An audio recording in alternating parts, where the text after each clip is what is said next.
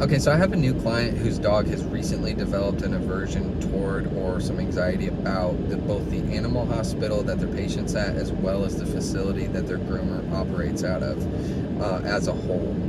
I've received a video, or I saw a video of her trying to take the dog into the clinic, and he turns tail and starts to flee and pulls her in the opposite direction. So this video is going to be part for her and part for general purpose for this channel, because that's how I roll. So if you benefit from this information whatsoever, that's fantastic. If not, there's plenty of videos here for you to peruse, and I plan on uploading plenty more, so if that's the case, hang tight.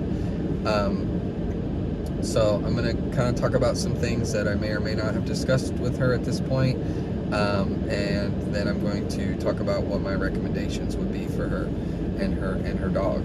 So first thing we want to address is that there's a period in your dog's life known as the critical socialization period. That's between the time they're a neonate and 12 weeks old.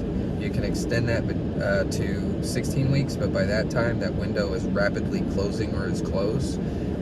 So during that time,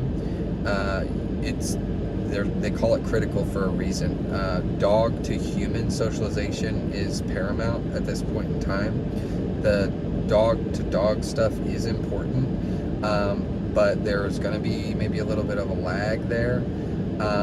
There's going to be some limitations with their schedule for parvo vaccinations and maybe their rabies vaccination.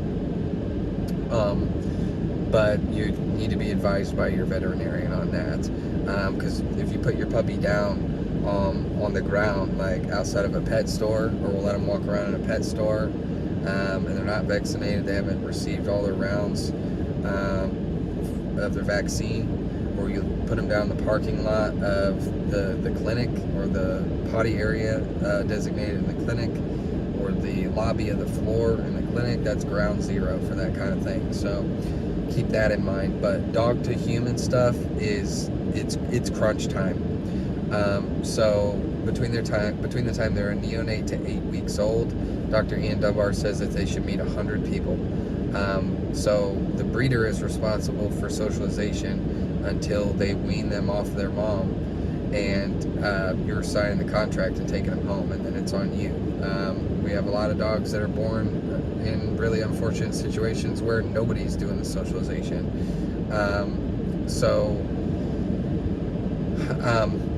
He says that you should have puppy parties 4 times a week. You have people come over, and you have all manner of people meeting and handling your dog. So children and men are huge. There's a lot of issues that occur between dogs and children and men. So you need a meeting, like scores of children and men, elderly people with facial hair, different ethnicities of people, people with any different type of speech, as far as, like, you have anybody with any kind of developmental delay, people with physical disabilities, or like a mobility impairment, people that have to walk with like a cane or walkers. That's going to be really important to introduce them to that stuff. Then people with hats, all kinds of stuff. So that cannot wait whatsoever. So Ian Dunbar says 100 people before neonate and 8 weeks, 100 more between 8 and 12 weeks, and I'd aim for 100 more between 12 and 16 weeks. Keep in mind that when your dog is 8 weeks old,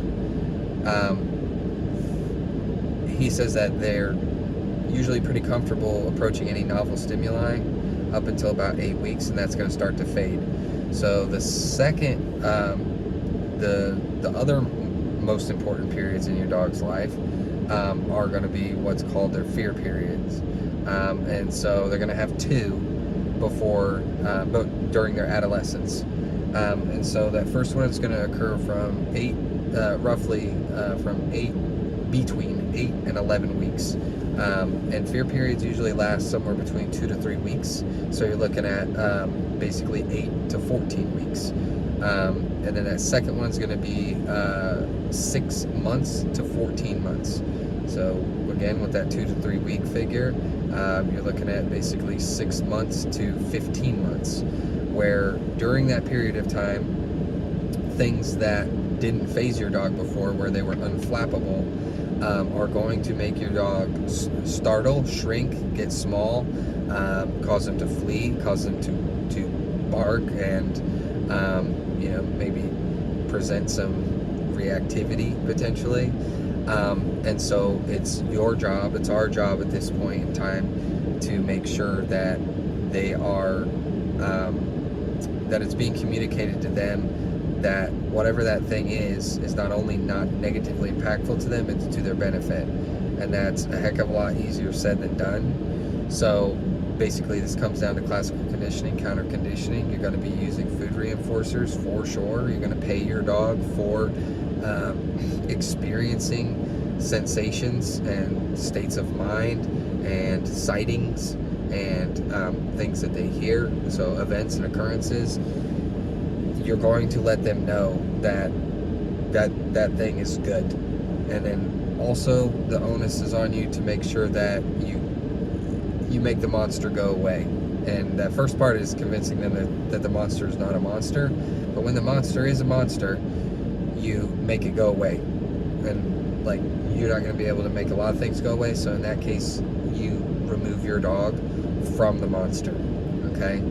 You don't force them to be in a situation where they're over threshold and where they're so overwhelmed that they cannot cope. Because typically what happens is, what can happen during a fear period is the dog experiences a single event trauma, or they're just not taught that something is not definitively good, and then that can be really impactful upon their association with that thing moving forward, and their behavior around that thing, and their decision making around that thing. So most likely this is what has happened with this dog, based on the information that I've had, that I've received.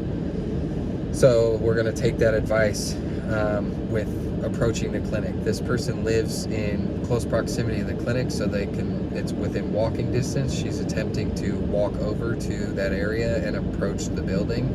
My advice to her is, before he throws any signs or signals that he's becoming distressed or anxious, she needs to take it upon herself to create distance and reward him. So he needs to it needs to be indicated that, like, when he's looking at the facility, when he's taking steps toward the facility, that he's being so brave, such a brave boy, well, good job. And then, like, we start adding distance to take any pressure off of him that he must approach it. And we're systemically going to increase distance, decrease distance, increase distance, decrease distance, until we can get closer and closer, with no expectation of getting through the door, like certainly on the first time. I'm not sure if what it looks like, the difference between arriving in a vehicle and arriving on foot, but in any event, I don't just see what happens. I don't want to just see how my dog reacts. I want to try to engineer, like, a successful outcome. So you can collect data as far as that goes, but you still want to be implementing the same strategies, and not, just put them in the deep end right away.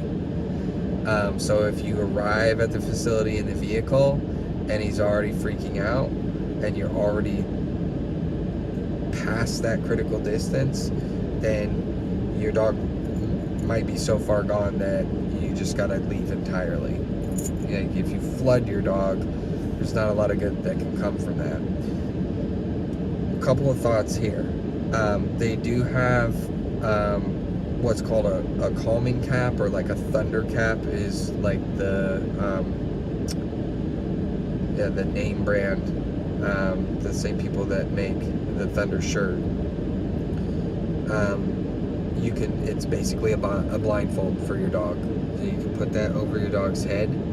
Your dog's not dumb, they're going to know where they're at.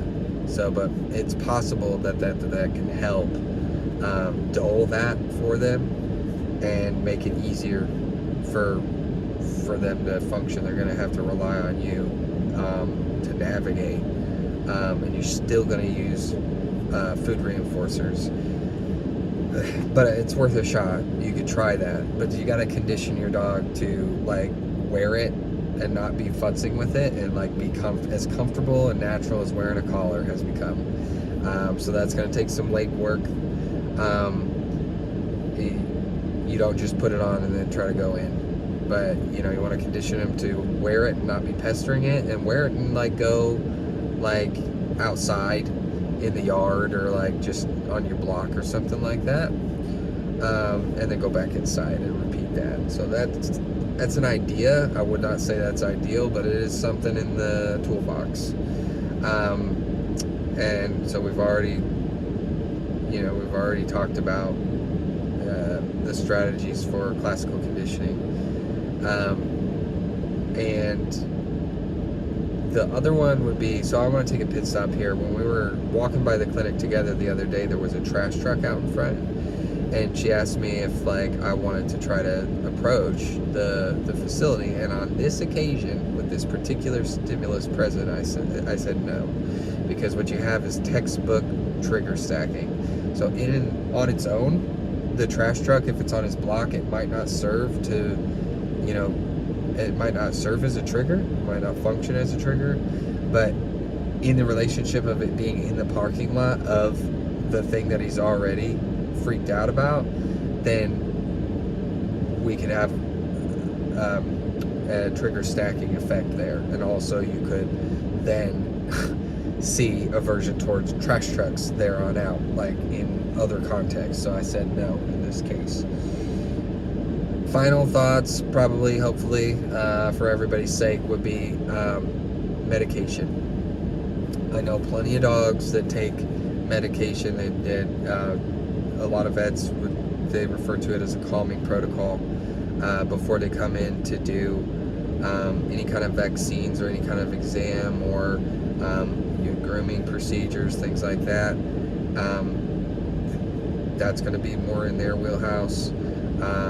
But it's typically going to involve trazodone. It's typically going to involve trazodone. It could involve gabapentin as well, but they're going to have you typically have you give something to your dog the night before, most likely, and the morning of, before you go in for that procedure or that exam. So there is nothing wrong with that.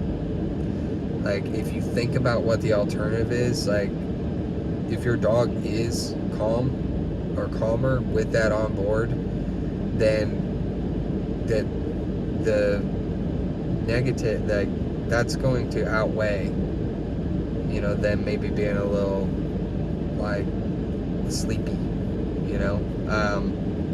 that'll wear off within like 6 to 8 hours, definitely by 12 hours. I'm not a veterinarian, but like I've had dogs on, I have a type. Like I've had many males that have had to be on fluoxetine, which is taken daily as Prozac, right? That's generally not going to make you sleepy. But as well as, like, I had a pit bull, Flounder, who had separation anxiety that, he would self-mutilate. And so, yeah, he would take, I think it was 40 milligrams of 40 milligrams of fluoxetine a day and 600 milligrams of trazodone a day. So 300 in the morning, 300 in the evening, to just be able to be level. So what the body is experiencing during the stress, like a stressful event, and the cortisol spike, it can last for 72 hours. If your dog's a little like sleepy, if your dog's a little groggy, but it helps them function and cope, then that's the option that I'm going with. So, but again, I'm not a veterinarian, I'm not a vet tech, don't pretend to be. But if it helps